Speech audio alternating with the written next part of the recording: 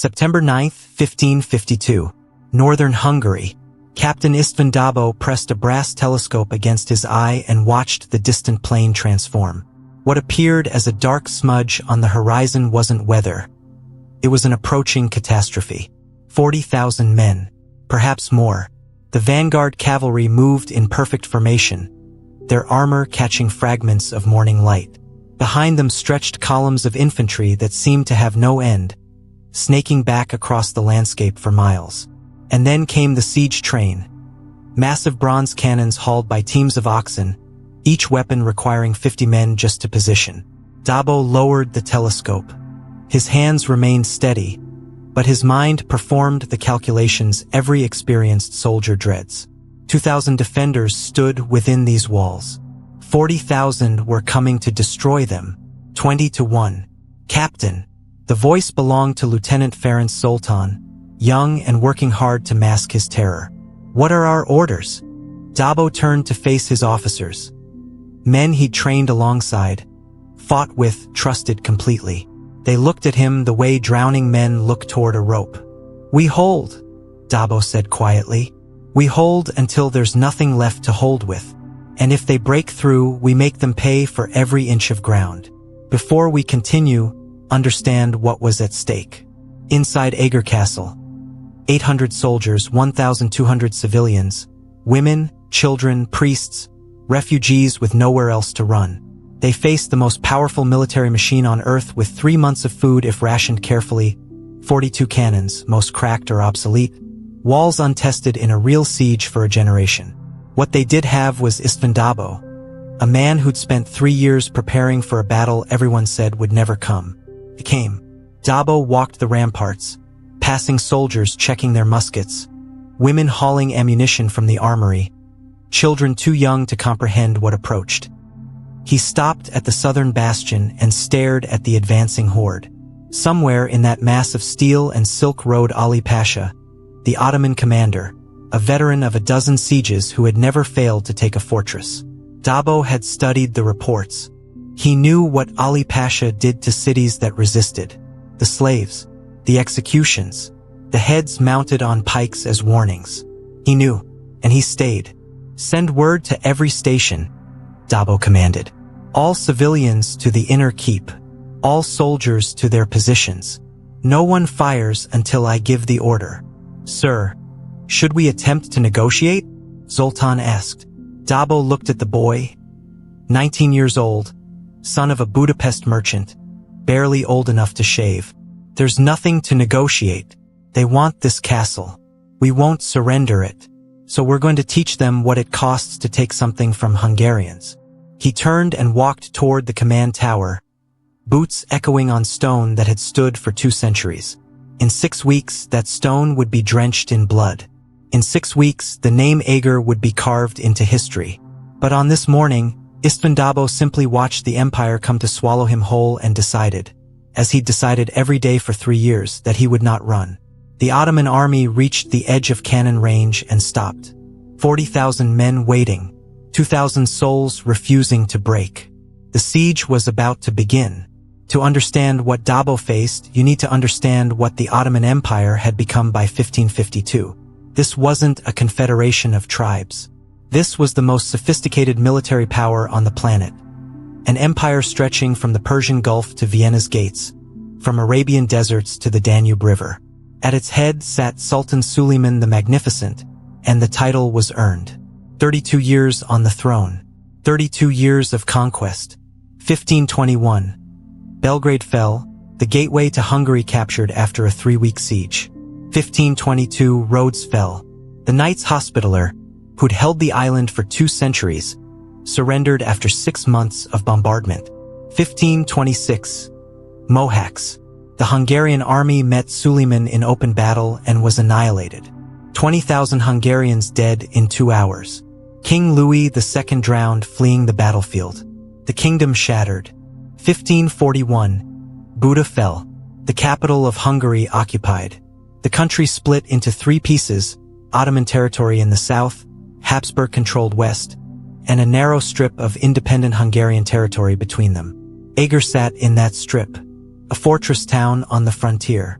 the last major stronghold before the road to Vienna. If Eger fell, the Ottomans would have a clear path north. The Habsburg Empire would be next. Then the German states. Then the rest of Europe. No pressure. The Ottomans didn't conquer through numbers alone. They conquered through innovation, discipline, and a military system that transformed war into science. Their cannons were the largest in the world, cast in bronze by master founders in Constantinople, inscribed with Quranic verses, capable of hurling 300-pound stone balls through fortress walls. Their cavalry was legendary. Sipahi riders in layered armor who could fire bows at full gallop and hit targets 100 yards away. Their engineers could build pontoon bridges across rivers in hours, dig mines beneath walls, construct siege towers that rose higher than church steeples. And then there were the Janissaries. The Janissaries were Europe's nightmare. Christian boys taken as tribute from conquered Balkan villages, removed from their families at age 7 or 8, brought to Constantinople, converted to Islam, and trained. The training was brutal by design. The boys learned to fight, to shoot, to endure pain without flinching. They were beaten for weakness, starved for discipline, drilled until obedience became reflex. By 16, they weren't boys anymore. They were weapons. They wore distinctive uniforms, long robes, tall white felt hats, curved scimitars at their belts. They carried matchlock muskets and knew how to use them. They moved in formation, fought in silence, showed no mercy. They were forbidden to marry, forbidden to own property, forbidden any loyalty except to the Sultan. And they were terrifyingly effective. The Janissaries were the first modern standing army in Europe, explains Dr. Pal Nagy, professor of military history at Yevus-Lorand University. They were professionals in an age of feudal levies. They trained year-round. They fought as units, not individuals. A European knight might be brave, but he was one man. A Janissary was part of a machine. By 1552, there were 40,000 Janissaries in the Ottoman military. Ali Pasha brought 10,000 of them to Eger. The Ottomans didn't just attack fortresses, they systematically dismantled them. The process was refined over centuries, a formula applied to city after city. Step 1. Surround the target. Cut off all supply lines. No food in, no messengers out. Psychological isolation. Step 2. Bombardment.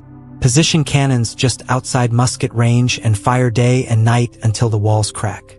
The goal wasn't immediate breach, it was breaking morale, making defenders understand that resistance was futile. Step 3. Mining. While cannons fired, engineers dug tunnels beneath the walls. They'd shore up tunnels with wooden beams, pack the space with gunpowder, light the fuse, and collapse entire sections of fortification. Step 4. Assault. Once a breach opened, send in the Janissaries. Wave after wave, climbing over their own dead if necessary, until defenders were overwhelmed. Step 5. Occupation or extermination, depending on how long the city resisted. It worked. It always worked. 1543.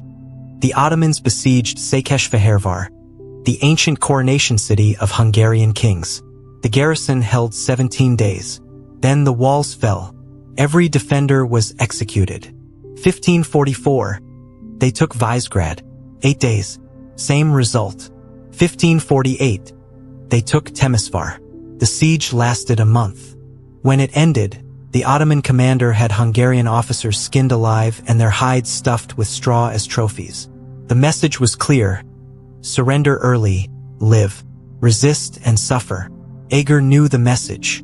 Eger chose to resist anyway, because by 1552, Hungary had run out of places to retreat to. Every fortress lost was another dagger in the country's heart. Every city abandoned was another 1,000 families enslaved. Someone had to draw a line. István Dobó decided that line would be drawn at Eger, even if it killed him.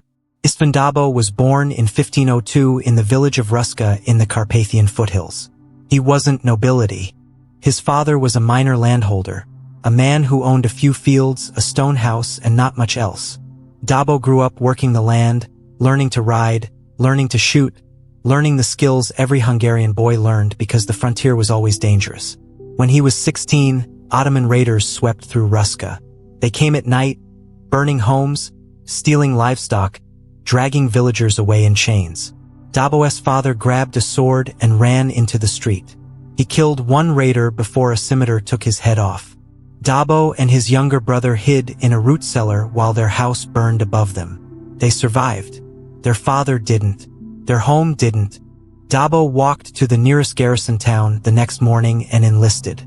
He was 17 years old, half-starved, and filled with the kind of cold fury that doesn't fade. Dobó was shaped by loss, says historian Dr. Catalin Peter. He knew what the Ottomans did to the people they conquered. He'd seen it. He'd lived it. That made him different from nobles who fought for honor or glory. Dobó fought because he understood the stakes on a personal level. He rose through the ranks not through connections, but through competence. He learned tactics by studying battles, by reading Roman military manuals, by making mistakes and surviving them. He learned how to lead men by earning their respect, not demanding it. By his mid-30s, Dobó was a captain in the Hungarian border forces, the Végvári, the frontier soldiers who held the line against constant Ottoman incursions. It was brutal, grinding work. Skirmishes in the hills, night raids, ambushes, the kind of warfare where survival was measured in days, not years. Dobó was good at it. In 1549, King Ferdinand I of Hungary needed someone to command the garrison at Eger Castle. The previous commander had died of fever. Most officers saw Eger as a dead-end posting, isolated, underfunded, strategically vulnerable. Dobó saw it as essential. He accepted the assignment. Dobó arrived at Eger in the spring of 1549 and immediately started preparing for a siege no one thought would come. He reinforced the walls with earthworks, widening them to absorb cannon fire. He stockpiled grain, gunpowder, and cannonballs. He drilled the garrison relentlessly, not just in shooting, but in close-quarters combat, in how to hold a breach, in how to fight when everything goes to hell. He recruited local men as militia. He organized the civilians, teaching them how to carry ammunition, how to put out fires, how to stay calm when the world was exploding around them. His officers thought he was paranoid. He was preparing. Then in August 1552, the news came. Buda had reinforced its Ottoman garrison. Suleiman had sent a massive army north under Ali Pasha. Their target, Eger. The Hungarian High Command sent Dobó orders. Evacuate the castle. Pull back to safer territory. Don't waste men defending a position that couldn't be held. Dobó read the orders in his command chamber, alone, staring at the words for a long time. Then he burned the letter. Dobó understood something the High Command didn't, says Dr. Nagy. Every fortress they abandoned made the next one harder to defend. If you keep retreating, eventually you run out of ground. Somebody had to stop running. He called his officers together and told them the truth. We've been ordered to evacuate. I'm refusing the order. Anyone who wants to leave can do so now with no shame. But I'm staying. This castle stands, or I die in its rubble. Silence. Then Lieutenant Zoltan spoke. I'll stay. Then another officer. And I. Then another. By the end of the meeting, every officer had committed to staying. 800 soldiers. 1,200 civilians. Refugees who'd fled burned villages. Families who had nowhere else to run. Priests and merchants and farmers who'd come to Eger because it was supposed to be safe. Dobó made them a promise. I won't lie to you. The odds are against us. The Ottomans are stronger, better armed, and they have 40,000 men. But we have these walls. We have each other. And we have something they don't, a reason to fight that goes beyond orders. This is our land. Our home. If they want it, they'll have to bury us under it. The civilians listened. Some wept. Some prayed. None of them left. By late August, the roads leading to Eger were clogged with refugees. They came from the villages to the south, Mezőkovszd, Kereksend, places the Ottoman vanguard had already reached. Smoke rose from the horizon every day. At night, you could see the glow of burning homes. The refugees arrived with whatever they could carry. Wagons piled with grain sacks and family heirlooms, children clutching dolls, old men leaning on walking sticks, eyes blank with shock. Eger opened its gates and let them in. Among the refugees was a woman named Eva Sisi. She was 34, the widow of a Hungarian cavalry officer who died at the Battle of Mohacs 26 years earlier. She'd raised their son, Mihai, alone, running a small estate outside Mezőkovszk. She was educated, literate, and had a reputation for being stubborn as iron. When Ottoman scouts appeared on her land, her neighbors urged her to flee north to the safer Habsburg territories. Eva refused. "If I run," she told her son, "where does it stop? How many times do we abandon our homes before we decide to defend them?" She loaded her wagon with supplies, brought her 15-year-old son, and joined the column heading to Eger. Also among the refugees was a young man named György Bornemisza. He was 22, a clerk in the service of a minor nobleman. He had soft hands, no combat training, and a nervous habit of adjusting his glasses when he was anxious, which was often. He'd come to Eger because he had nowhere else to go. When the refugees entered the castle courtyard, Dobó was there to meet them. He stood on a wooden platform and addressed the crowd. "You're safe here. We'll feed you, shelter you, and protect you. But I need you to understand something. This castle is going to be besieged. The Ottomans are coming, and when they arrive, nowhere inside these walls will be completely safe. If you want to leave, go now. But if you stay as part of this garrison. We'll need every hand." Eva stepped forward. "We'll stay, and we'll fight." Dobó looked at her, this sharp-eyed woman with dirt on her dress and steel in her voice. "Can you load a musket?" he asked. "Teach me." Dobó made a decision that would define the siege. He armed the civilians. Not all of them.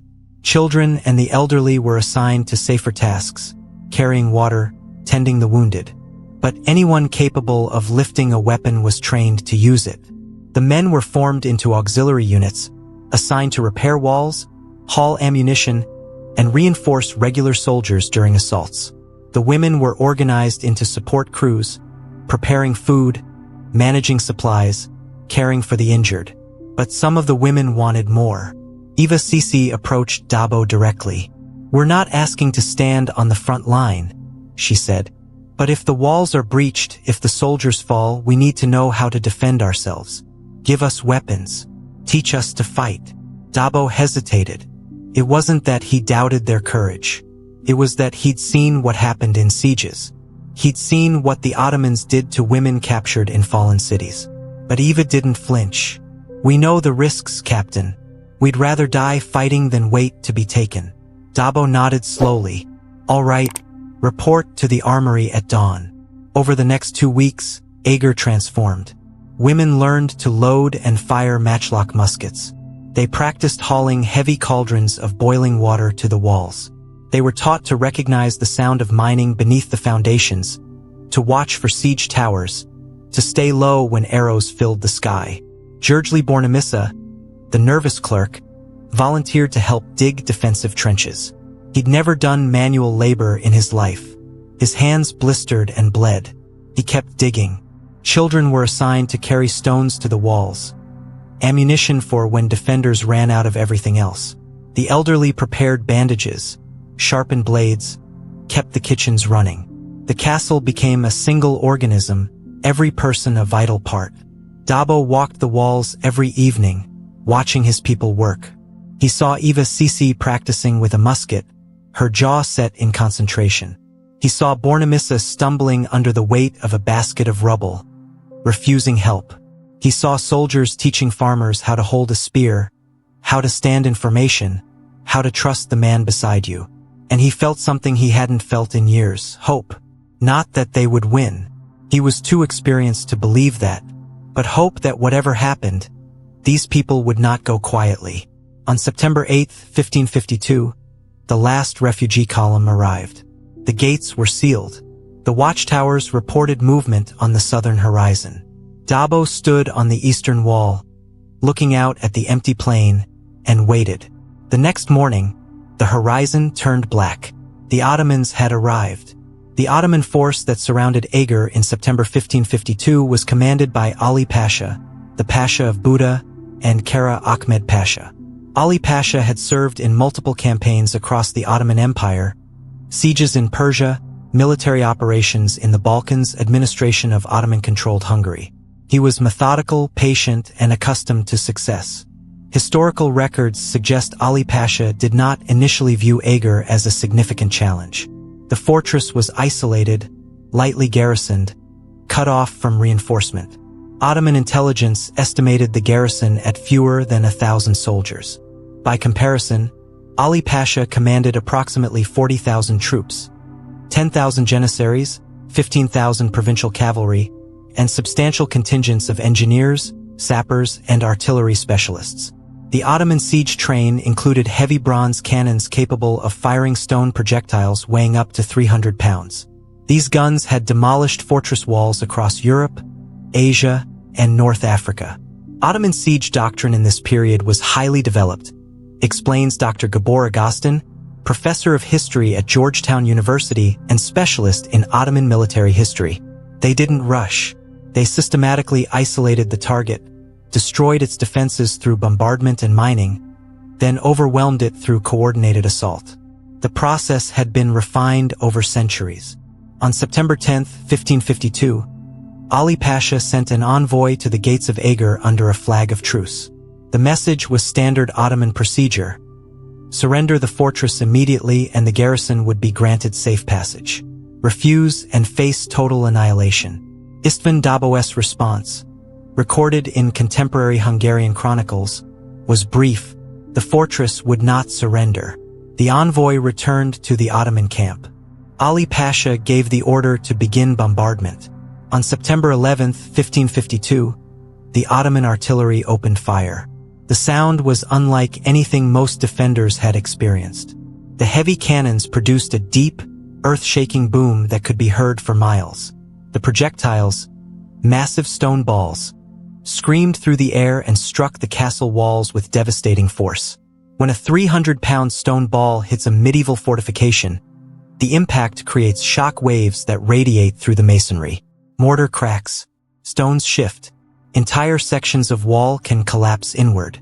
The Ottomans positioned their heavy guns approximately 800 yards from the castle, just beyond the effective range of Eger's lighter defensive cannons. This allowed them to bombard the walls with relative impunity.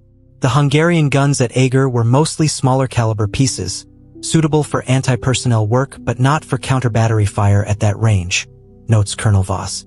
Dobó couldn't silence the Ottoman guns. All he could do was absorb the punishment and repair the damage as quickly as possible. The bombardment continued day and night. Ottoman gunners worked in shifts, maintaining a steady rhythm of fire designed to wear down both the fortifications and the defenders' morale. Historical accounts describe the psychological toll. The constant noise made sleep impossible. Dust filled the air. Defenders developed what modern soldiers would recognize as shell shock, a numbed, exhausted state induced by prolonged exposure to artillery fire. But the walls held. Dobó had prepared for this. The earthwork ramparts he'd constructed behind the stone walls absorbed much of the kinetic energy from the cannonballs. When sections of masonry crumbled, work crews immediately filled the gaps with timber, rubble, and packed earth. The Ottomans fired hundreds of rounds in the first week alone. The outer walls showed damage, but no major breaches opened. Ali Pasha adjusted his strategy. If cannons alone wouldn't break the fortress, he would combine bombardment with direct assault. On September 16, 1552, the first major attack began. Shortly after dawn on September 16th, Ottoman drums began to beat. The sound was rhythmic, relentless, deliberately intimidating. Thousands of janissaries assembled in formation outside the castle walls, organized into attack columns. They carried scaling ladders, long wooden structures designed to hook onto the tops of battlements. They wore minimal armor, padded tunics, small round shields, helmets, favoring mobility over protection. They were armed with scimitars, daggers, and matchlock muskets. According to Georgii Bornemis's eyewitness account, written after the siege, the janissaries advanced in near silence except for the drums. No war cries, no shouting, just thousands of men moving forward in disciplined lines. This was psychological warfare, says Dr. Finkel. The silence was more terrifying than screaming. It demonstrated discipline, confidence, inevitability. The message was clear: you cannot stop this. The Hungarian defenders waited on the walls, matchlocks loaded, cannons primed with grapeshot. István Dobó reportedly gave the order to hold fire until the attackers were within 50 yards. When the Janissaries reached that distance, the walls erupted. Eger's cannons fired simultaneously, loaded with anti-personnel rounds, canvas bags filled with dozens of iron balls that scattered like lethal hail. Muskets cracked in ragged volleys. Crossbowmen released bolts. The front ranks of the Ottoman assault collapsed. But the men behind them kept coming. Janissary tactics relied on accepting casualties to close the distance, explains Colonel Voss. They knew the first wave would be decimated, but if enough men reached the walls, they could establish a foothold. Their numbers would do the rest. The Janissaries reached the base of the walls and threw up their ladders. Dozens of ladders slammed against the stone battlements. Soldiers began climbing. The Hungarian defenders met them at the top. Medieval siege warfare, particularly fighting on ladders and walls, was brutal in ways modern warfare is not. When a Janissary reached the top of a ladder, he had to pull himself over the parapet while Hungarian defenders thrust spears at his face, swung axes at his hands, or simply pushed the ladder backward. Men fell screaming. Ladders toppled, carrying multiple soldiers down with them. Bodies began to pile at the base of the walls. But the Janissaries kept climbing. Historical records indicate that women played a direct combat role during this assault. Groups of civilian women organized by Eva Sisi and others hauled heavy cauldrons of boiling water to the ramparts. When Ottoman soldiers clustered at the base of ladders or tried to force their way through arrow slits, the women poured the scalding liquid down on them. The effect was devastating. Boiling water causes immediate, agonizing burns. Soldiers hit by it would drop their weapons, stumble, fall. Those who survived were often blinded or so badly burned they couldn't continue fighting.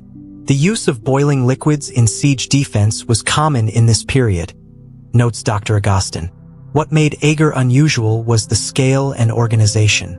Dobó had stockpiled enormous quantities of water, oil, and rendered fats specifically for this purpose. And he trained civilians, including women, to deliver it under fire. The assault lasted approximately 4 hours. Wave after wave of Janissaries charged the walls. Wave after wave was repulsed. By mid-morning, the base of Eger's eastern wall was littered with hundreds of Ottoman dead and wounded. Ali Pasha called off the attack. The Janissaries retreated in good order, carrying their wounded and leaving their dead where they lay. On the walls, Hungarian defenders stared at the carnage below. They had held, but the cost was becoming apparent. Casualty reports indicated 47 defenders killed, 80 wounded. For a garrison that started with only 800 soldiers, those were unsustainable losses. And everyone knew this was just the beginning. That night, Dobó walked the walls, speaking quietly to his soldiers, checking on the wounded, assessing damage. According to Bornemissa, Dobó told his officers, "Today we learned they can be stopped. Tomorrow we prove we can do it again." But Ali Pasha was already adapting. If direct assault wouldn't work, he would go under the walls instead of over them. Mining was one of the most feared siege tactics of the 16th century. The process was methodical. Ottoman engineers would select a section of wall, then begin digging a tunnel toward it from a position outside the defender's musket range. The tunnel would be shored up with wooden beams as it advanced. Once the tunnel reached the foundation of the wall, the miners would excavate a large chamber directly beneath the masonry. They would pack this chamber with barrels of gunpowder, lay a slow-burning fuse, and retreat. When the powder exploded, the foundation would collapse, bringing down the wall above it. Mining was incredibly effective against medieval fortifications, says Dr. Nagy. Stone walls are strong against vertical loads. They can support enormous weight, but they're vulnerable to having their foundations removed. Once the ground beneath them gives way, they pancake. The challenge for defenders was detection and response. Dobó employed a technique that had been used since ancient times. Water-filled bowls placed on the ground inside the castle. When Ottoman miners dug beneath the walls, the vibrations would cause ripples in the water. Observers watched these bowls constantly. When ripples appeared, they could estimate the approximate location of the enemy tunnel. The countertactic was called countermining. Dig your own tunnel toward the enemy mine, break through, and either collapse it or fight the miners underground. It was claustrophobic, terrifying work. In late September, Hungarian observers detected mining activity beneath the eastern bastion. Dobó ordered countermining teams to deploy. Gergely Bornemisza volunteered for one of these teams. Countermining operations were carried out by small teams, usually 4 to 6 men working in shifts. They dug through earth and rock using picks, shovels, and their hands. The tunnels were barely wide enough for a man to crawl through. Timber beams were placed every few feet to prevent cave-ins. The only light came from oil lamps, which consumed precious oxygen in the confined space. The air was thick, hot, difficult to breathe. Men worked in near-total darkness, listening for sounds of enemy digging on the other side of the earth. According to historical accounts, Bornemisza's team broke into an Ottoman tunnel on September 24th. What followed was close-quarters combat in conditions almost impossible to imagine. The tunnels were too narrow to swing a sword. Men fought with daggers, picks, and their hands. There was no room to maneuver, no retreat. It was kill or be killed in absolute darkness, breathing air thick with dust and smoke. Bornemisza's account describes the encounter in sparse, traumatized language. He wrote that the fighting lasted only minutes but felt like hours. Men screamed. Someone's lamp fell and went out. He stabbed a man he couldn't see, felt the body go limp, and kept stabbing until he was certain the threat was dead. The Hungarians managed to drive the Ottoman miners back, then packed the enemy tunnel with barrels of rubble and collapsed it using a small explosive charge. The blast shook the entire castle. Dust shot up through cracks in the courtyard. For a moment, everyone feared the walls were coming down. But when the dust cleared, the eastern bastion still stood. The Ottoman mine had been neutralized. Bornemisza emerged from the tunnel covered in mud and blood, temporarily deaf from the explosion, shaking uncontrollably. Eva Sisi, who had been organizing women to haul rubble for the countermining operations, found him sitting against a wall, staring at nothing. She brought him water and sat beside him in silence. No words were necessary. Over the next 2 weeks, Ottoman engineers attempted for more mining operations. Each time, Hungarian counterminers detected and neutralized them. But the strain was beginning to show. The garrison was running low on gunpowder. Food rations had been cut. Casualties continued to mount. Ali Pasha, meanwhile, was growing frustrated. 3 weeks into the siege, Eger still stood. He ordered another major assault, this time with everything he had. By early October, the siege had settled into a brutal routine. Daily bombardment, periodic assaults, mining and countermining, constant attrition. Supplies inside Eger were dwindling. Gunpowder reserves were down to 1/3 of their original stockpile. Food rations had been reduced to subsistence levels. Medical supplies were nearly exhausted. The wounded filled the castle's chapel, which had been converted into a makeshift hospital. Civilian women tended injuries with limited bandages, no anesthesia, and nothing but prayer for infection. Morale remained high, but everyone understood the arithmetic. Every casualty weakened the defense. Every spent barrel of gunpowder brought them closer to helplessness. On October 3rd, the Ottomans launched their largest assault yet. This time, Ali Pasha committed nearly 15,000 troops simultaneously, attacking multiple sections of the wall at once to spread the defenders thin. The assault began at dawn with an intensified bombardment. Ottoman cannons fired for 2 hours straight, concentrating on the eastern and southern walls. Then the drums began. Thousands of janissaries advanced, carrying ladders, shields locked overhead to protect against arrow fire. They were supported by provincial troops, Anatolian infantry armed with pikes and swords who surged forward in a human wave designed to overwhelm the defenders through sheer numbers. The Hungarian garrison was stretched to the breaking point. Dobó had approximately 500 able-bodied soldiers left. He deployed them along 600 yards of wall. The math was impossible, so the civilians stepped in. Historical sources, particularly Bornemisza's account, are explicit about the role women played during the October 3rd assault. Groups of women led by Eva Sisi and others formed fire teams. They heated massive cauldrons of water, oil, and animal fat to boiling temperatures, then carried them, often under direct enemy fire, to sections of the wall where Ottoman troops were attempting to scale. When janissaries reached the top of their ladders, the women poured the boiling liquid directly onto them. The results were horrific. Men fell screaming, their skin peeling off.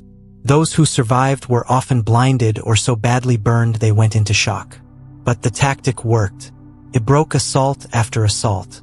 The women of Eger weren't just supporting the defense, says Dr. Peter. They were combatants. They were killing enemy soldiers, and they were doing it at enormous personal risk.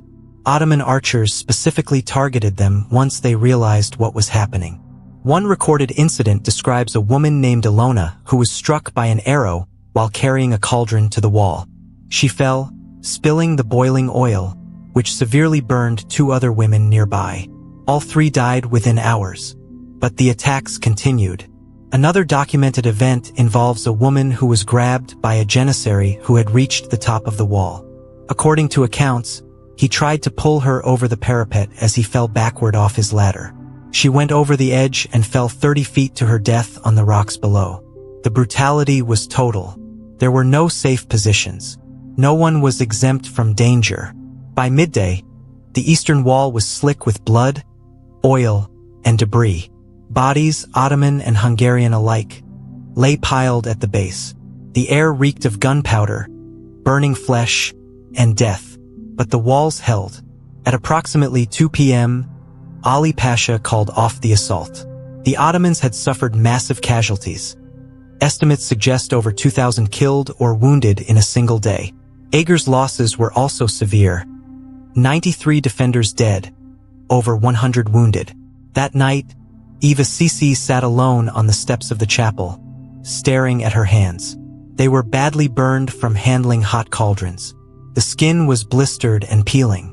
According to Bornemissa, she wept, not from pain, but from exhaustion and the weight of what she had done and seen. Dobó found her there. He said nothing. He simply sat beside her. After a long silence, Sisi reportedly asked, "How much longer can we last?"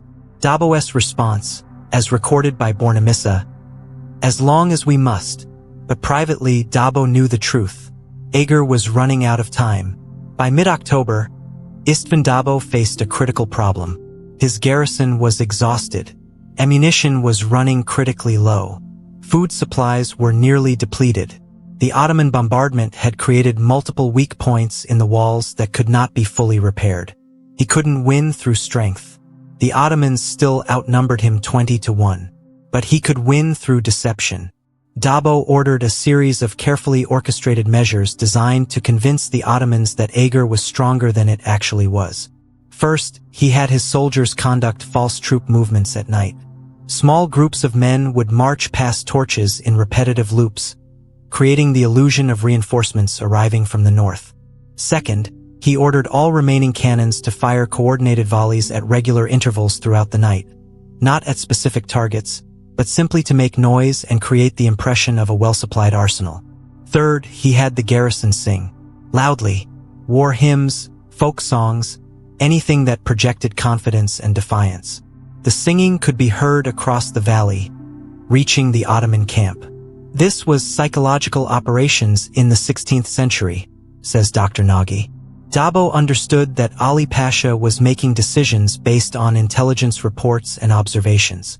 If he could manipulate those observations, he could influence Ottoman decision-making. The strategy worked. Ottoman scouts reported back to Ali Pasha that the fortress appeared to have received reinforcements. The volume of cannon fire suggested adequate supplies. The singing indicated high morale. By late October, Ali Pasha was facing his own crisis. The siege had dragged on for over a month. Ali Pasha had lost thousands of men. His supply lines were stretched. Winter was approaching, and campaigning in the Hungarian highlands during winter was a logistical nightmare. Moreover, his reputation was at stake. He had assured the Sultan that Eger would fall quickly. Instead, it had become a protracted, costly stalemate. Ottoman military records preserved in the archives in Istanbul indicate that Ali Pasha sent dispatches back to Constantinople requesting additional troops and supplies. But he also knew that reinforcements would take weeks to arrive. And every day the siege continued, his position weakened. There was another factor: Hungarian relief forces. Throughout October, there were persistent rumors that a Hungarian relief army was being assembled in the north. Ottoman scouts reported troop movements. Cavalry patrols clashed with Hungarian outriders. The rumors were partly true. King Ferdinand had authorized the formation of a relief column, but internal political disputes and lack of funds had delayed its departure. By mid-October, the relief force still hadn't left Bratislava. But Ali Pasha didn't know that. From his perspective, he was potentially facing a two-front battle: the stubborn fortress in front of him and a relief army approaching from behind. On October 12th, he made a decision: one final, overwhelming assault. Commit every available soldier. If Eger fell, the campaign would be salvaged. If it didn't, he would withdraw before winter, and before any relief force could arrive. The date was set: October 17th, 1552. Every soldier in the Ottoman camp knew it. This would be the decisive battle. In Eger, Hungarian scouts observed the preparations: the massing of troops, the stockpiling of ladders and siege equipment, the movement of artillery into closer positions. Dobó called his officers together and told them the truth. The next assault would be total. The Ottomans would throw everything at the walls. If the defense broke anywhere, the castle would fall. He gave his final orders: every able-bodied person, soldier or civilian, man or woman, would fight. There would be no reserves, no fallback positions. Hold the walls or die trying. On the night of October 16th, the defenders of Eger prepared for the end. October 17th, 1552. Dawn. The Ottoman bombardment began at first light and was unlike anything that had come before. Every cannon in the siege train fired simultaneously. The noise was continuous, overwhelming, a physical force that made the ground shake and the air vibrate. For 2 hours, the cannons pounded the walls without pause. Sections of the eastern wall collapsed. The southern bastion cracked along its foundation. Dust and smoke filled the air so thickly that visibility dropped to a few yards. Then suddenly the cannons stopped. In the silence that followed, the drums began. According to multiple historical accounts, approximately 25,000 Ottoman troops attacked Eger simultaneously on the morning of October 17th. The assault came from all sides. Janissaries stormed the eastern wall. Provincial infantry attacked the south. Cavalry dismounted and advanced on the western gates with battering rams. It was total war. The defenders met them with everything they had left. Cannons loaded with grapeshot fired point-blank into the massed troops. Musketeers fired, reloaded, fired again until their barrels were too hot to touch. Women hurled stones, poured boiling oil, swung improvised weapons at anyone who reached the top of the walls. The fighting was savage and chaotic. Ottoman soldiers breached the outer wall in 3 locations. Janissaries poured through, clashing with Hungarian defenders in hand-to-hand combat in the narrow courtyards. Dobó personally led a counterattack into the largest breach. Armed with a sword and accompanied by approximately 50 soldiers, he charged directly into the mass of Janissaries attempting to secure the gap. Contemporary accounts describe Dobó fighting with desperate fury, cutting down multiple opponents, rallying his men by sheer force of will. The counterattack succeeded in clearing the breach temporarily, but at enormous cost. Half of Dobó's men were killed or wounded in the melee. By mid-morning, the defense was collapsing. Ottoman troops held positions inside the outer courtyard. The southern bastion was on the verge of falling. Ammunition was nearly exhausted. Casualties were catastrophic. Gergely Bornemis's account describes this moment as the point when everyone believed the end had come. But then something unexpected happened. The Ottoman assault began to lose momentum. After 4 hours of continuous fighting, even the disciplined Janissaries were exhausted. They had taken massive casualties. The bodies of their comrades filled the breaches and courtyards. Every step forward cost dozens of lives. And the Hungarians refused to break. No matter how many times the Ottomans pushed forward, they met resistance. No matter how many defenders fell, others took their place. What happened at Eger during that final assault is almost inexplicable from a military standpoint, says Colonel Voss. By all rational calculation, the defense should have collapsed. But morale, leadership, and sheer willpower kept it intact just long enough for the Ottoman attack to exhaust itself. Around noon, Ali Pasha ordered a temporary withdrawal to regroup. The Ottomans pulled back, dragging their wounded with them. The defenders used the pause to frantically rebuild barricades using corpses, furniture, rubble, anything available. 2 hours later, the Ottomans attacked again. This time, the assault was less coordinated, less disciplined. The troops were tired. Their officers struggled to maintain formation. The defense held. By late afternoon, the Ottoman attacks had devolved into sporadic, disorganized charges that were repulsed with relative ease. At sunset, Ali Pasha called off the assault entirely. The Ottomans retreated to their camp. On the walls of Eger, the defenders stood among the dead and dying, too exhausted to cheer, too numb to feel relief. They had survived. Barely. The night of October 17th was quiet. No bombardment, no drums, just silence. Inside Eger, the survivors counted their losses. Of the original 800 soldiers, fewer than 300 remained combat effective. Over 200 civilians had been killed. The wounded filled every available space. The castle was a ruin. Walls had collapsed. Buildings had burned. The courtyards were filled with debris and corpses. But the fortress had not fallen. Over the next 2 days, Hungarian scouts observed activity in the Ottoman camp. Tents were being struck. Wagons were being loaded. Troops were forming into marching columns. On October 18th, the impossible became reality. The Ottoman army withdrew. Ali Pasha, facing unsustainable losses, dwindling supplies, approaching winter, and reports of a potential relief force, made the decision to lift the siege. 40,000 troops marched south, leaving behind their dead and their failure. On the morning of October 19th, lookouts on Eger's walls confirmed what seemed unbelievable. The Ottomans were gone. The siege was over. Eger had held.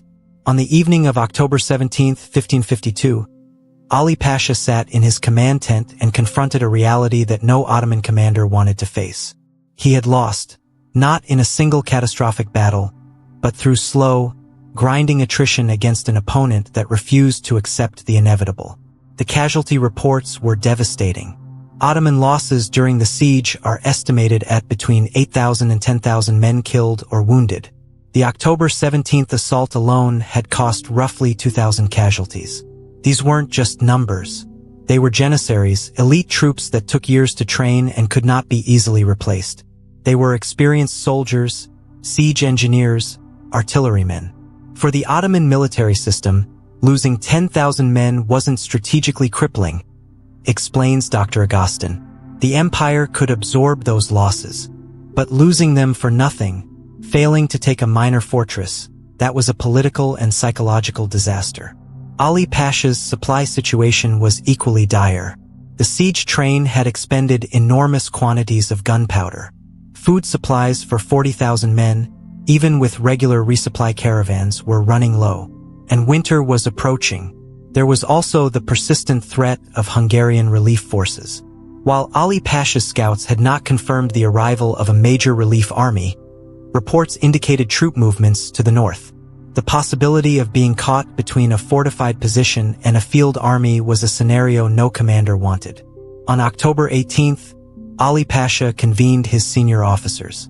Ottoman military records preserved in the Topkapi Palace archives in Istanbul include references to this council.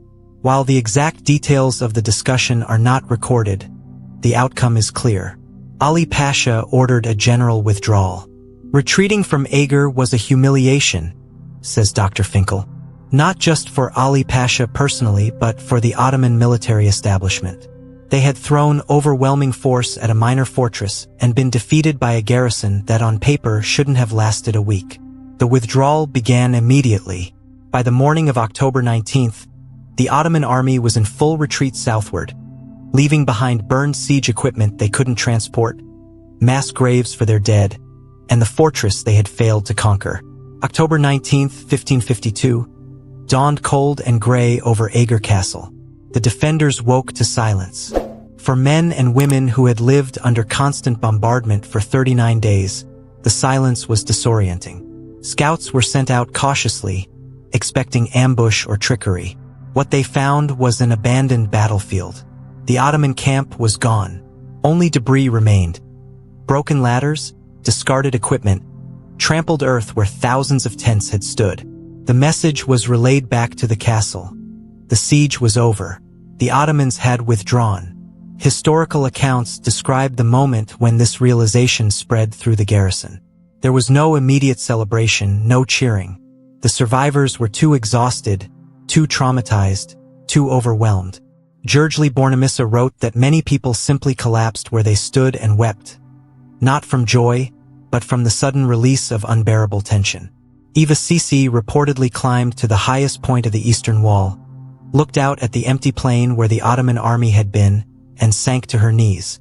She stayed there for nearly an hour, staring at nothing, trying to process that she had survived. István Dobó walked the walls that morning, accompanied by his remaining officers. He surveyed the damage: shattered fortifications, collapsed buildings, courtyards filled with rubble and blood. According to later accounts, Dobó said very little. He simply walked, observed, and occasionally stopped to speak quietly with soldiers or civilians. Dobó understood that survival wasn't the same as victory, notes Dr. Nagy. Yes, they had held the fortress, but the cost was almost unbearable, and he carried the weight of every life lost under his command. By midday, the reality of what had happened began to settle in. Eger, a minor fortress with 2,000 defenders, had withstood a siege by 40,000 Ottoman troops. They had done what everyone said was impossible, and the news was about to spread across Europe. The immediate aftermath of the siege was grim work. The first task was caring for the wounded. Over 300 people required medical attention, soldiers and civilians alike, suffering from everything from musket wounds to burns to injuries from falling masonry. The castle's makeshift hospital was overwhelmed. Many of the wounded died in the days following the siege.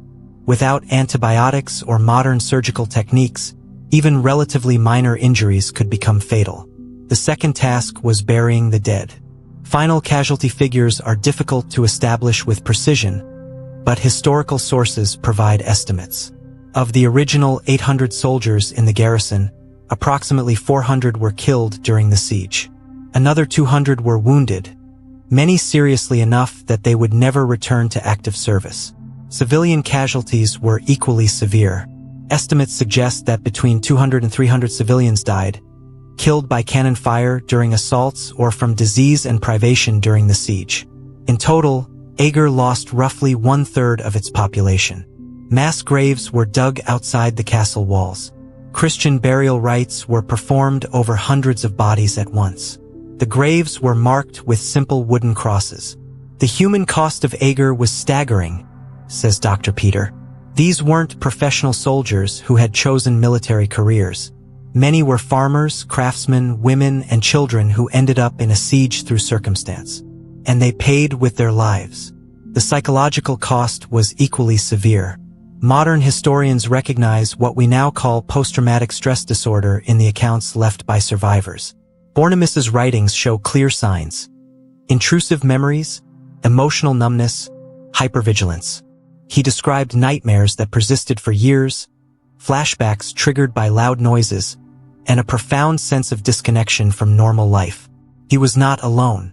Many survivors struggled to readjust to peacetime existence after living for 39 days in constant fear of death. But Eger's resistance had accomplished something beyond survival. The fortress controlled a critical pass through the northern highlands. Had it fallen, the Ottomans would have secured a direct route to the mining towns of Upper Hungary, towns that produced gold, silver, and copper, which provided essential revenue to the Habsburg crown. More importantly, Eger's defense had stopped the Ottoman advance cold. Ali Pasha's failure meant that the 1552 campaign ended in stalemate rather than Ottoman victory. Sultan Suleiman's plans for further expansion into Central Europe were disrupted. Eger bought time, explains Dr. Paffy. It didn't end the Ottoman threat to Hungary. That would continue for another century and a half. But it demonstrated that Ottoman expansion could be resisted, that fortresses could hold, that the empire wasn't invincible. News of Eger's successful defense spread rapidly across Europe. Within weeks, reports reached Vienna, Prague, Rome, and other major cities. The story was sensational. A tiny garrison had defeated the greatest military power on earth. The propaganda value was enormous. For decades, European Christians had watched the Ottomans advance seemingly without limit. Constantinople had fallen. The Balkans had fallen. Hungary had been carved apart. The Siege of Vienna in 1529 had come terrifyingly close to success. Eger proved that resistance was possible. The psychological impact of Eger can't be overstated, says Dr. Finkel. It gave hope to people who had begun to view Ottoman conquest as inevitable. It showed that courage, preparation, and determination could overcome overwhelming odds. István Dobó was hailed as a hero throughout the Christian world. King Ferdinand I ennobled him, granting him estates and titles. The Pope sent a letter of commendation. Chronicles written in the years following the siege lionize Dobó as a Christian warrior who had stood against the infidel. Dobó himself was reportedly uncomfortable with the adulation. According to later accounts, when asked about his heroism, he deflected credit to his soldiers and the civilian defenders who had fought alongside them.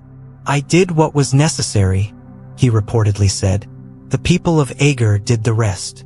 He continued to serve as captain of Eger until 1565, overseeing the fortress's reconstruction and strengthening its defenses. He died in 1572, 20 years after the siege, and was buried with full military honors. Eva Sisi and the other women defenders became symbols of Hungarian resistance. Chronicles and poems celebrated their bravery. Later generations would remember them as the Fire Women of Eger, civilians who had taken up arms to defend their homeland. Georgely Bornemissa survived the siege and later wrote the most detailed eyewitness account of the events. His chronicle, published in the late 16th century, remains the primary historical source for the siege. He lived until 1589, serving in various administrative positions. His writings suggest he never fully recovered from the trauma of the siege, but he considered his survival and his ability to document what happened a sacred duty. "These events must be remembered," he wrote in the introduction to his chronicle, "so that future generations understand the price of freedom and the courage of those who refuse to surrender it." The Siege of Eger marked a turning point in the Ottoman Habsburg struggle for control of Central Europe. Following Ali Pasha's failure, Sultan Suleiman did not authorize another major offensive into northern Hungary for several years. Ottoman strategy shifted toward consolidating control over already conquered territories rather than pushing deeper into Habsburg lands. The fortress of Eger itself was extensively rebuilt and reinforced in the decades following the siege. It remained a critical strongpoint on the frontier and was never again seriously threatened by Ottoman forces. The military lessons of Eger were studied by commanders throughout Europe. Dobó's defensive tactics, the use of earthwork reinforcements, the integration of civilian defenders, the emphasis on countermining operations, the psychological warfare that convinced the Ottomans the garrison was stronger than it actually was, became textbook examples of effective siege defense. Eger demonstrated that even a relatively small force could defeat a much larger attacker if properly led, well-prepared, and fighting on favorable terrain, notes Colonel Voss. Those principles remain valid in military doctrine today. The siege also had cultural and political ramifications. In Hungary, Eger became a symbol of national resistance. During periods of foreign occupation and political oppression over the following centuries, Hungarians invoked the memory of Eger as proof that their nation could survive against impossible odds. The fortress and the story of the siege became central to Hungarian national identity. In the 19th century, the novelist Gaza Gardonii wrote Eclipse of the Crescent Moon, a historical novel based on the siege that became one of the most beloved works in Hungarian literature. Today, Eger Castle is a national monument and museum. Thousands of visitors walk its restored walls each year, learning about the siege and the people who defended it. The Ottoman Empire, meanwhile, continued to pose a threat to Europe for another century and a half. But the momentum had shifted. After Eger, Ottoman expansion into Europe slowed. The disastrous Siege of Vienna in 1683 marked the beginning of a long Ottoman retreat. By the early 18th century, the Habsburgs had reconquered most of Hungary. The empire that had seemed unstoppable in 1552 eventually collapsed entirely in the early 20th century. But in 1552, none of that was foreseeable. All that mattered was that a small group of people facing annihilation had refused to give up. And that refusal changed history. What makes the Siege of Eger significant isn't just the military outcome. It's what the siege represented. Ordinary people facing extraordinary circumstances, choosing to stand and fight rather than flee or surrender. The defenders of Eger weren't elite soldiers. Most were farmers, craftsmen, refugees, women who had never held a weapon before the siege, children who carried stones because there was nothing else they could do. They didn't fight for glory or conquest. They fought because the alternative, submission, enslavement, the destruction of their way of life, was unacceptable. Eger is important because it reminds us that history isn't just made by kings and generals, says Dr. Peter.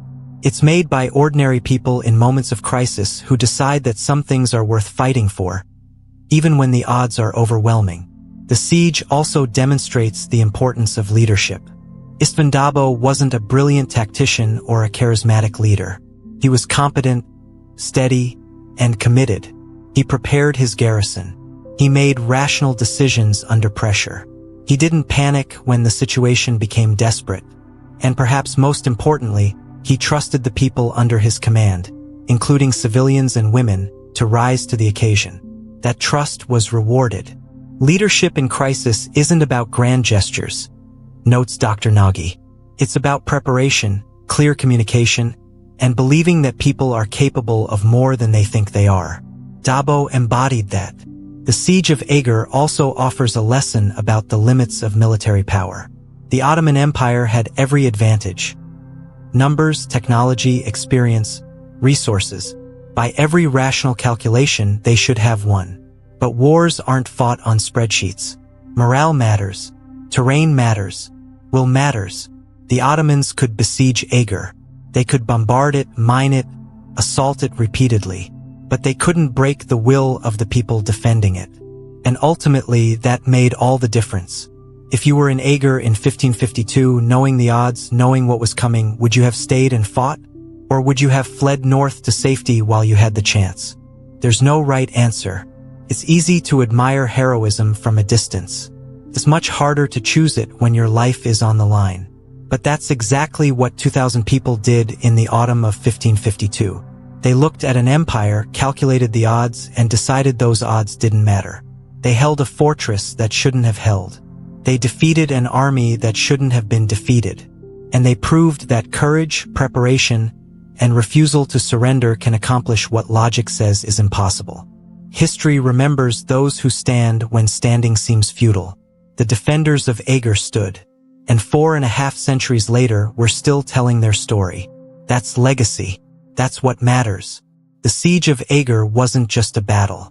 It was a statement that freedom is worth defending, that ordinary people are capable of extraordinary things, and that the human spirit, when pushed to its limit, is more powerful than any army.